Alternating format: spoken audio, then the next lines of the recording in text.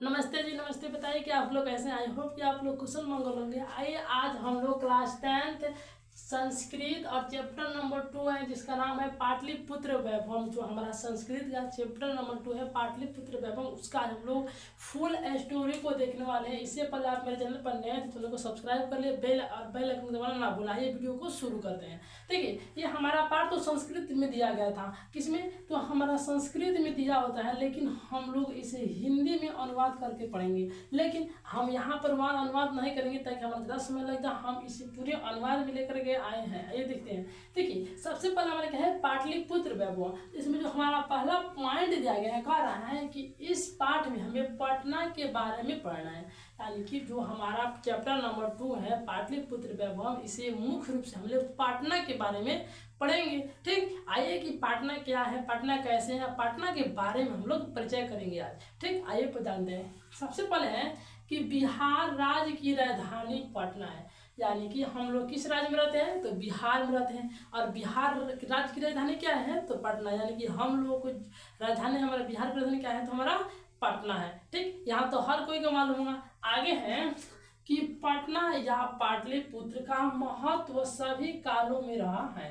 यानी कि जो हमारा पटना है इसका महत्व सभी कालों में, चाहे वो प्राचीन काल में देखा जाए चाहे आधुनिक काल में देखा जाए, ये सभी काल में क्या है, पाटलिपुत्र का जो महत्व है, जो सुंदरता है, जो उसका विशेषता है, ये सभी कालों में समान रहा हुआ है। ठीक, आगे है कि इसका इतिहास, इसका मतलब पटना का इतिहास, और कहाँ, पटना का इतिहास 2500 वर्ष पुराना है। यानी कि जो हमारा जो हमारा राजधानी पटना है उसका जो इतिहास है वो 2500 वर्ष पुराना है। कितना वर्ष, कितना 100 वर्ष, तो 2500 वर्ष पुराना है। कितना वर्ष, तो 2500 वर्ष पुराना है।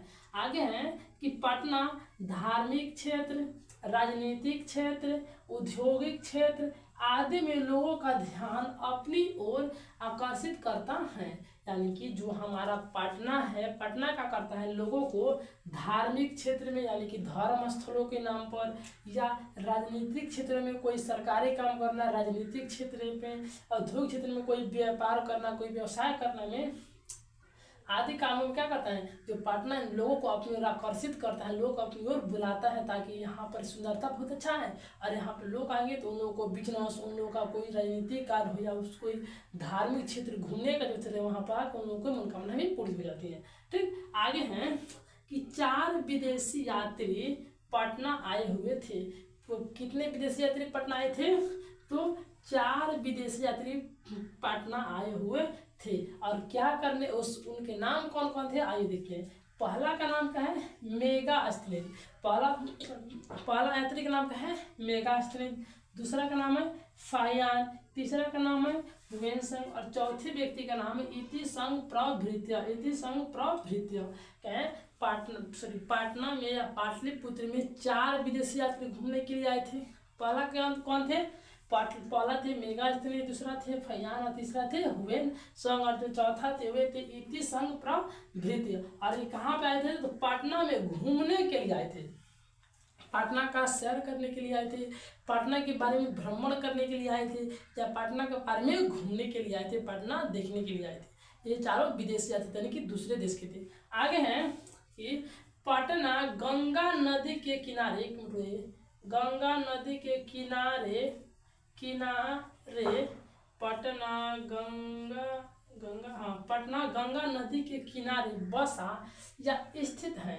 यानी कि जो हमारा पटना है क्या है, जो हमारा पटना है या किस नदी किनारे, तो गंगा नदी के किनारे है। किस नदी किनारे है, तो गंगा नदी किनारे है। और उसकी स्थित बोले या बसा बोलिए। और यह बात दामोदर गुप्त कवि ने कहा था। यानी कि जो पटना है गंगा नदी के किनारे है, यह बात किसने कहा था, ये जो बात कहने वाले व्यक्ति थे वह थे दामोदर गुप्त। किसने थे, तो वह बात किसने कहने वाला था, तो दामोदर गुप्त ने कहा था कि जो हमारा पटना है एक नदी के किनारे बसा है। किस नदी के किनारे बसा है, तो गंगा नदी के किनारे बसा है। यह बात दामोदर गुप्त कवि ने कहा था।